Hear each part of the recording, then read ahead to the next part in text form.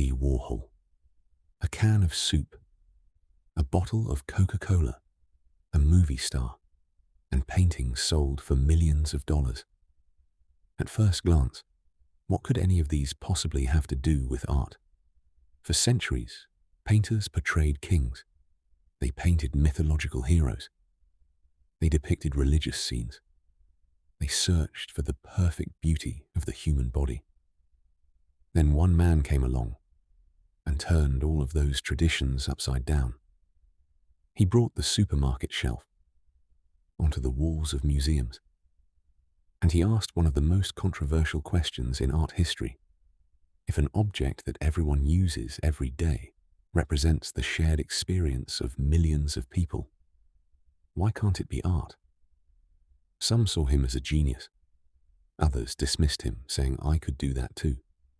But here's what makes it fascinating. Decades later, we're still having the very same debate, and that's precisely why. Andy Warhol wasn't simply an artist who made paintings. He was one of the first people to truly understand how the modern world works. It was America in the 1960s. The Second World War had ended, and the United States had reached the height of its economic power. Television sets were finding their way into nearly every home. Hollywood stars had become global icons. Advertisements were doing more than selling products. They were telling people how to live. Consumers were no longer buying only what they needed. They were buying dreams. Yet, while society was rapidly changing, the art world seemed to exist somewhere else entirely. Galleries were filled with abstract paintings, works that often required lengthy explanations to understand. An ordinary visitor would stand in front of a canvas and wonder, what am I supposed to be looking at? Andy Warhol saw things differently. He believed that art should be simple enough for everyone to understand, because life itself was already full of art. But this revolutionary idea didn't emerge as easily as many people imagine. Because pop art, contrary to popular belief, wasn't born in America. Its story began in a Europe still recovering from the ashes of war. After the Second World War, the streets of Paris revealed an unusual sight. American soldiers, American magazines, Hollywood posters, jazz music. In short, American popular culture was spreading across every corner of a war-torn Europe. The Italian-born artist Edoardo Paolozzi watched this transformation closely. He began collecting American advertisements, comic books, magazine pages, and newspaper clippings. Then he cut them apart, reassembled them, and transformed them into collages. Those works opened an entirely new chapter in art history.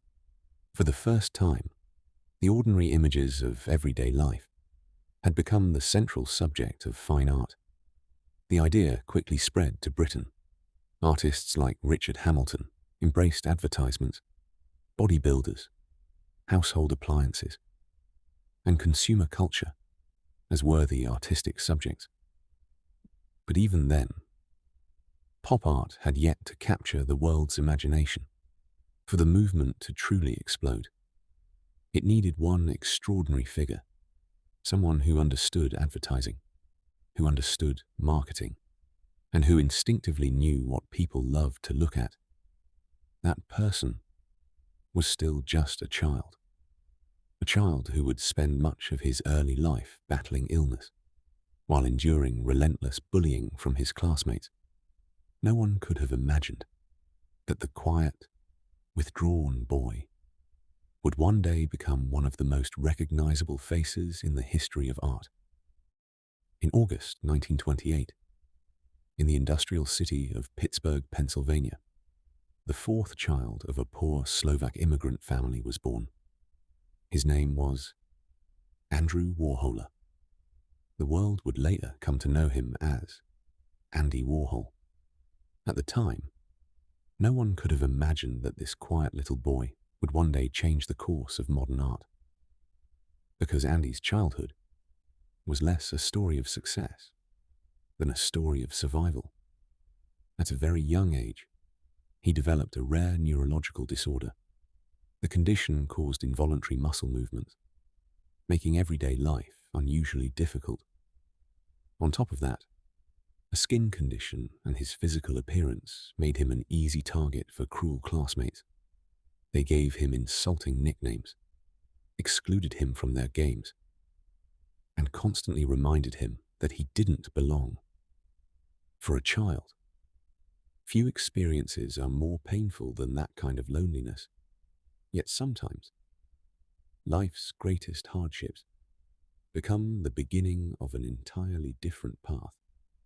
For Andy, that was exactly what happened, confined to his home for long periods of time. He spent countless hours alone in his bedroom, while other children played outside. He immersed himself in comic books. He studied magazines, cut out newspaper clippings, collected photographs of celebrities, and drew for hours on end. No one realized it then, but the extraordinary visual memory that would one day influence the entire world was taking shape inside that small room. Throughout those lonely years, the most important person in his life was his mother. Julia Warhol became her son's greatest source of encouragement. She inspired him to draw, created art alongside him, and did everything she could to nurture his talent. Years later, Andy would often say that his success had been built upon his mother's unwavering love and support. Perhaps that is why the bond between mother and son never truly faded. Even after he became one of the most famous artists in the world, his mother continued living with him for many years. By the time Andy reached high school, his extraordinary talent for drawing had become impossible to ignore. That talent earned him a place at the Carnegie Institute of Technology in Pittsburgh. Today, the institution is known as Carnegie Mellon University. There, he studied fine arts. But Warhol's education differed from that of most aspiring painters in one crucial way. He wasn't learning only how to paint. He also studied advertising, graphic design, typography, illustration, and visual communication. That distinction would eventually shape the course of his entire career, because Warhol never saw himself as just a painter. He was learning how to capture people's attention, and perhaps without even realizing it, he was discovering how to merge the language of modern advertising with the world of art. In 1949, after graduating from college, he faced a life-changing decision. He could remain in Pittsburgh and live a safe, predictable life, or he could chase his dreams by moving to New York City. He didn't hesitate. He packed his suitcase and headed for the city that had become the new capital of art. But dreams rarely come easily. In the beginning, he lived in a small, run-down apartment. He constantly mailed samples of his illustrations to magazines, advertising agencies, and anyone willing to look at his work. Days passed. Weeks passed. Finally, the opportunity he had been waiting for arrived. The prestigious fashion magazine Harper's Bazaar noticed his illustrations. Soon afterward, he began working for Vogue, Glamour, and many of the era's leading publications. His distinctive shoe illustrations quickly attracted attention. Andy Warhol was no longer just another young illustrator. He had become one of the rising stars of New York's advertising industry. The first thing he did with his first major paycheck was remarkably meaningful. Instead of buying a luxury car, instead of wearing expensive clothes, instead of indulging in the glamour of success, He brought his mother to New York. The two began living together. The one person who had believed in him from the very beginning never left the center of his life. Yet despite appearances, something inside Andy remained unsettled. Advertising paid the bills, but he no longer wanted to be known only as a commercial illustrator. He wanted to become a fine artist. The problem was simple. Thousands of people in New York wanted exactly the same thing. So what could Andy Warhol do that no one else could? The answer would come from a single painting he encountered in a gallery. And in that moment, he wouldn't just change his own life. He would change the course of 20th century art forever. By the late 1950s, Andy Warhol's life appeared almost perfect. He had become one of New York City's most sought-after commercial illustrators. Major fashion magazines, international brands, leading advertising agencies. Everyone wanted to work with him. His income continued to grow. Yet one question kept returning to his mind. Am I truly an artist? At the time, the biggest names in the art world were very different figures. Jackson Pollock, Mark Rothko, Willem de Kooning.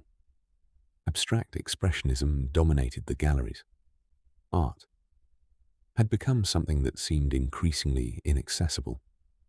Understanding a painting often required lengthy explanations. In many cases, the critics' interpretations attracted more attention than the artwork itself. Warhol rejected that idea. To him, art could emerge from the very things people encountered every single day. It was during this period that he visited New York's renowned Leo Castelli Gallery. Hanging on the gallery walls were Roy Lichtenstein's comic book-inspired paintings. Warhol stood in front of them for a long time. Then he quietly said to himself, "I can do that too."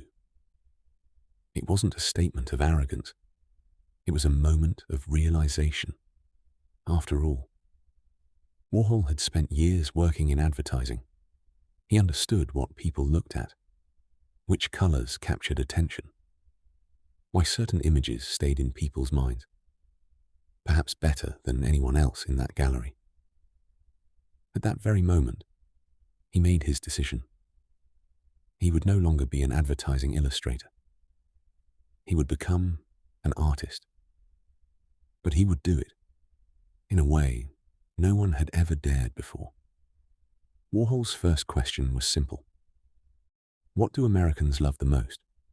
A traditional painter might have chosen a landscape, a mythological scene, or a classical portrait. But Warhol's mind worked differently.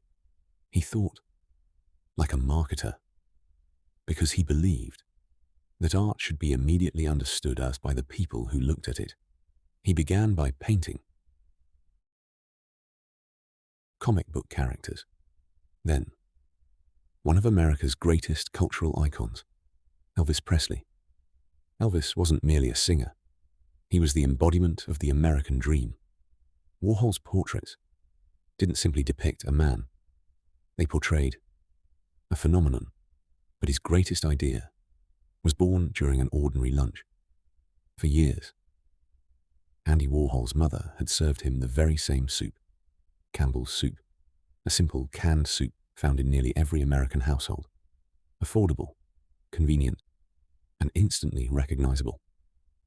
One day, Warhol had a realization. The President of the United States could eat this soup. So could a factory worker, a farmer, a student, rich or poor. It belonged to everyone's everyday life. At that moment, a revolutionary idea took shape in his mind.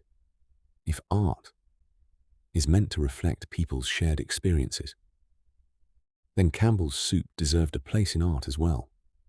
In 1962, Warhol painted all 32 varieties of Campbell's soup cans. The art world was stunned. Some people asked, "How can this possibly be art?" Others declared, that modern art had entered an entirely new era. Warhol simply watched the debate unfold, because what he had really painted wasn't a can of soup. It was a portrait of consumer society itself. Around the same time, Warhol began using the silkscreen printing process extensively.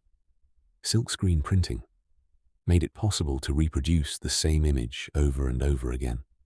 The technique itself wasn't new, but Warhol placed it at the very heart of his artistic practice, because the message he wanted to communicate was clear. In the modern world, everything could be reproduced. Products, advertisements, newspapers, celebrities, even people themselves. Within popular culture, everything was constantly being replicated. Warhol's artworks became part of that very idea. Repeating the same image again and again was never merely a technical choice. It was a visual expression of an idea. But perhaps Warhol's most controversial statement was also the one that best captured his philosophy of art. Art is business. Business is art. Those words infuriated many artists. For centuries, art had been regarded as something that stood above money. Warhol turned that idea upside down. He argued that art was also an industry. He reproduced his works. He sold them. He created even more. And he never tried to hide it. Some accused him of being too commercial. Others believed that this was exactly what a true artist of the modern age should be. Even today, there is still no definitive answer to that debate. But one thing was certain. Andy Warhol was no longer just a successful painter. He was becoming a brand. And before long, he would create a legendary space where artists, musicians, actors, and unconventional minds would gather. Its name would be the Factory, and it would become far more than a studio. It would become the cultural heartbeat of the 1960s. By then, Andy Warhol was no longer simply a successful artist. The Campbell Soup series, his portraits of Elvis Presley, and his rapidly growing reputation had made him one of the most talked about figures in New York's art scene. But Warhol's dream was never just to paint. He wanted to create. Not merely a place where art was made, but a place where art was lived. To make that dream a reality, he rented an old factory building in New York. Its walls were covered with shimmering sheets of silver aluminum foil. The ceiling, the doors, almost every surface reflected a metallic glow. The name of the space was remarkably simple: the Factory. At first, the name sounded strange. Artists were supposed to create masterpieces in studios, but Warhol deliberately called his a factory because he believed that art could be produced just like any other product of the modern world. Instead of sacred masterpieces created by a solitary genius, he envisioned a place where ideas multiplied, where people created together. A creative machine that never stopped working.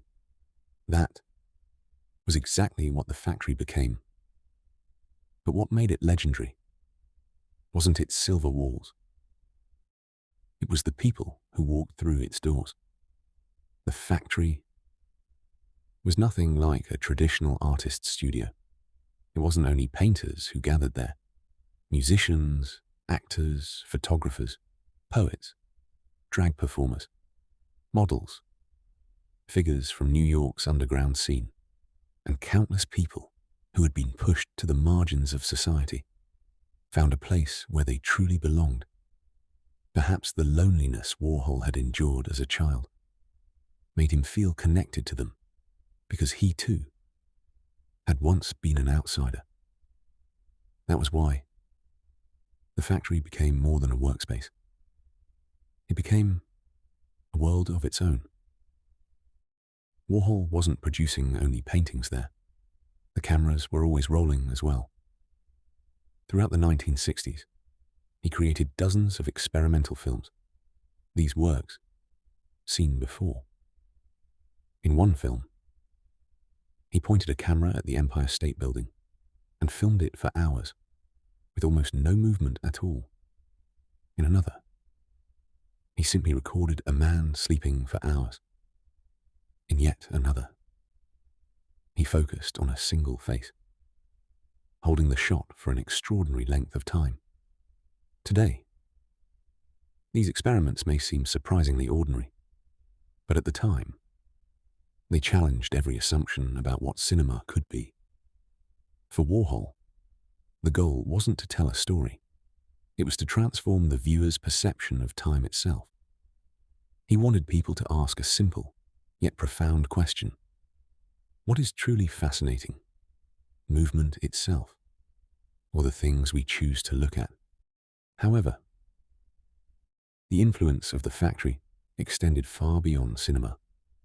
One day, Warhol crossed paths with a young musician named Lou Reed and the German singer Nico. Warhol immediately recognized that they were far from an ordinary band.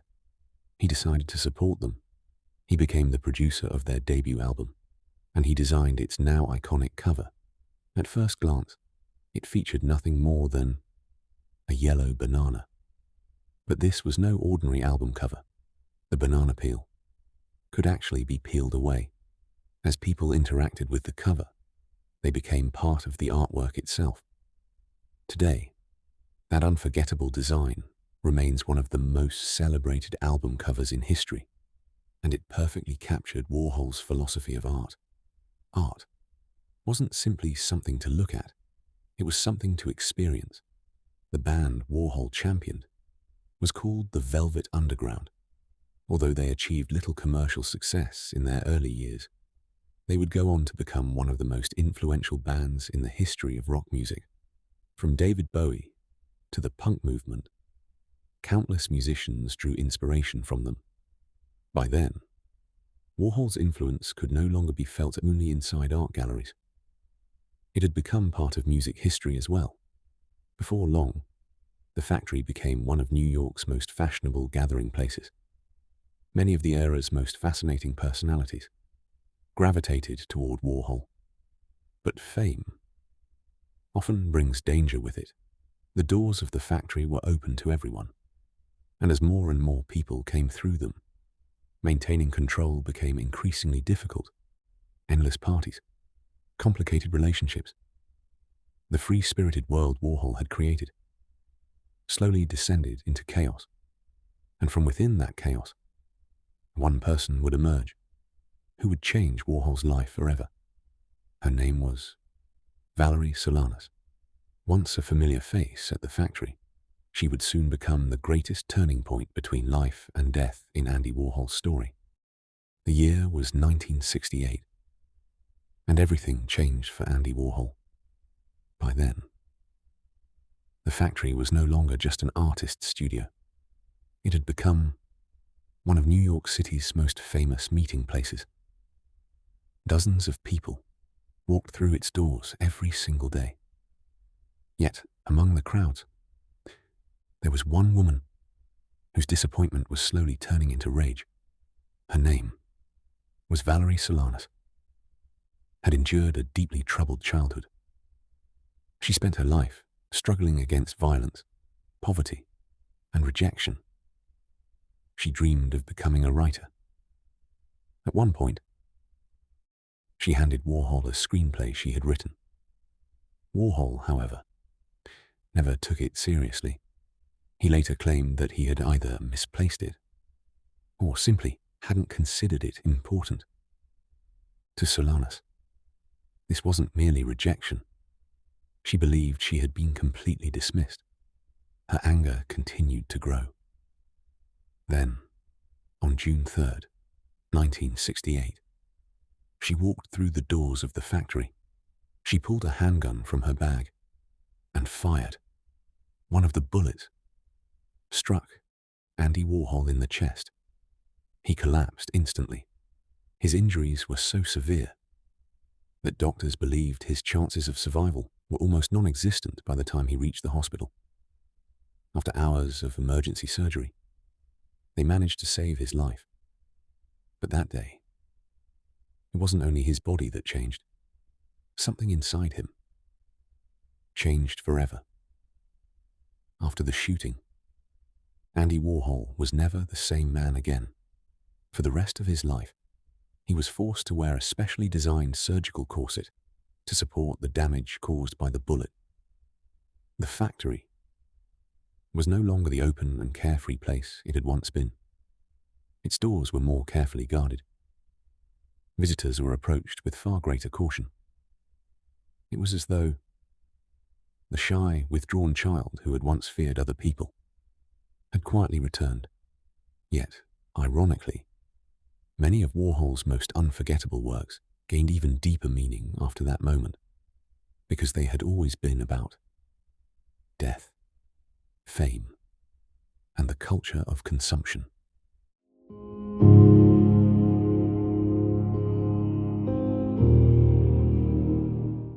Now, let's turn to Andy Warhol's most influential works, Marilyn Monroe. In 1962, one of Hollywood's greatest stars, Marilyn Monroe, died unexpectedly. The world mourned her beauty, but Warhol saw something entirely different. Marilyn was no longer simply a person. She had become an image reproduced endlessly, across newspaper headlines, magazine covers, movie posters, and television screens. Warhol took one of Monroe's most famous publicity photographs and reproduced it over and over again.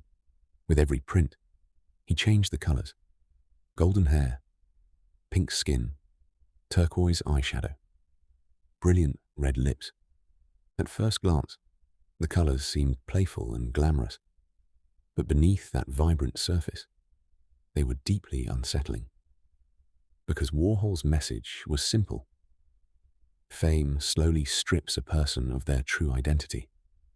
When a human being is reproduced again and again, they eventually become nothing more than an image. Today, the Marilyn series is regarded not only as one of the defining masterpieces of pop art, but as one of the most iconic works of 20th century art. Campbell's soup cans. Why would a can of soup become one of the world's most celebrated works of art? Because Warhol never painted merely a can of soup. He painted American society itself. To him, the Campbell's soup can represented a shared symbol of modern life. Art no longer belonged exclusively inside palaces or museums.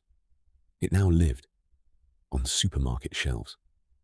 That was the true essence of pop art, to erase the boundary between art and everyday life. Elvis Presley. During the 1960s, Elvis Presley was far more than a musician. He was one of the greatest symbols of American culture. In Warhol's Elvis portraits, there isn't just one Elvis. The same figure appears again and again, standing side by side, like an advertising billboard, or products rolling off an assembly line. Once again, Warhol posed the same question. When a person is endlessly reproduced, are they still the same individual, or have they become nothing more than a brand to be consumed? Jackie Kennedy. In 1963, President John F. Kennedy was assassinated. The entire world watched television broadcasts, focused on the face of his wife, Jacqueline Kennedy. Warhol brought together images of her smiling, moments of anxiety, moments of grief, and united them within a single composition. The photographs that newspapers had printed one after another were transformed by Warhol into one of the most powerful artistic statements of modern history: death and disaster. Warhol's most disturbing works were not his portraits of celebrities. They were electric chairs, car crashes, suicides, newspaper photographs of tragedy. He reproduced these images again and again because he believed that when people are exposed to the same horrific image repeatedly, they eventually stop feeling anything at all. To Warhol, the media had the power to make even suffering seem ordinary. Perhaps this was his greatest criticism of modern society. The modern world consumes everything, even death itself. Andy Warhol was no longer just a painter. He had become a mirror of an entire era. Some regarded him as a genius. Others still insisted, I could do that too. But they overlooked one crucial truth. Imitating Warhol's artworks may have seemed easy.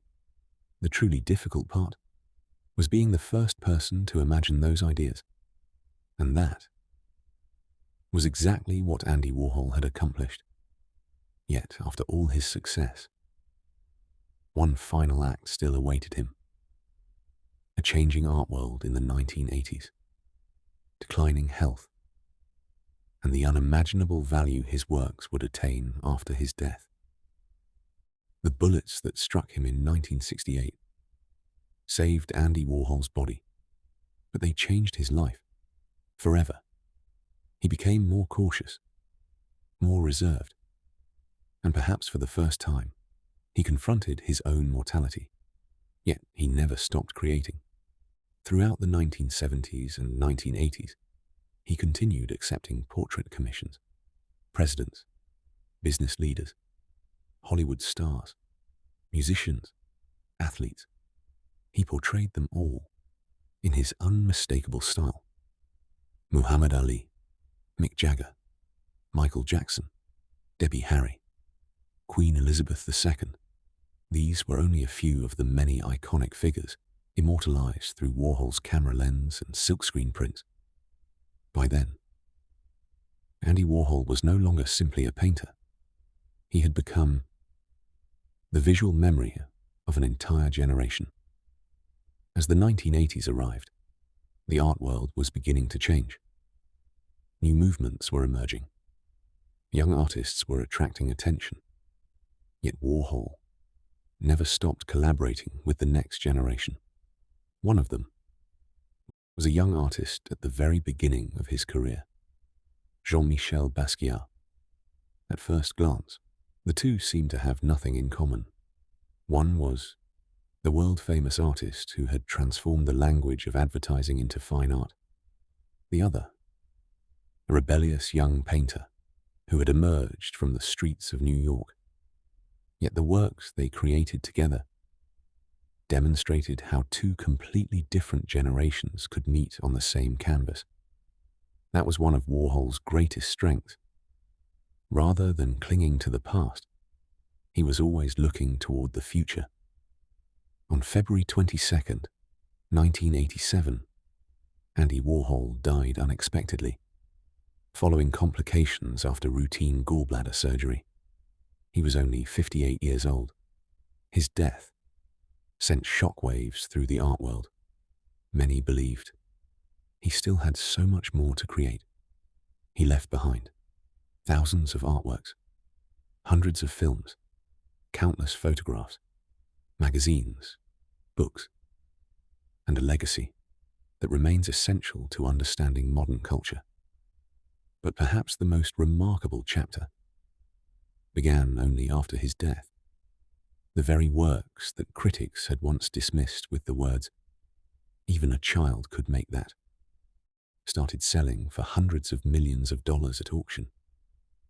His portraits of Marilyn Monroe, the Campbell's soup cans, Flowers, Elvis, Jackie. Today, they hang in the world's most prestigious museums. Collectors continue to pay fortunes for Warhol's work because they are no longer purchasing just a painting. They are acquiring one of the most powerful cultural symbols of the 20th century. So, what did Andy Warhol truly change? Did he teach people how to paint? No. Did he invent an entirely new artistic technique? No. What he accomplished was something far greater. Warhol redefined what art itself could be: a can of soup, a newspaper clipping, a bottle of Coca-Cola, the face of a movie star. In his hands, they became some of the most iconic images in the history of art, because Warhol was never truly interested in the objects themselves. He was fascinated by the meaning people attached to them. Perhaps that's why one sentence he spoke decades ago feels more relevant today than ever before. In the future, everyone will be world famous for 15 minutes. When Warhol said those words, there was no internet, no social media, no YouTube, no Instagram, no TikTok. None of them had even been imagined. Yet today, millions of people can become famous overnight with a single post or a short video. Perhaps this was exactly the world Warhol had foreseen. Fame was no longer an exception. It had become a part of everyday life.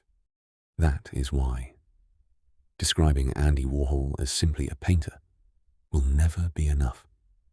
He was the man who united advertising and art, the artist who placed popular culture at the very center of fine art, the visionary who predicted, decades in advance, that fame itself would become an industry, and above all, he left us with one enduring question: what truly gives value?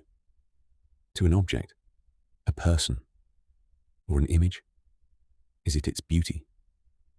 Or the fact that millions of people choose to look at it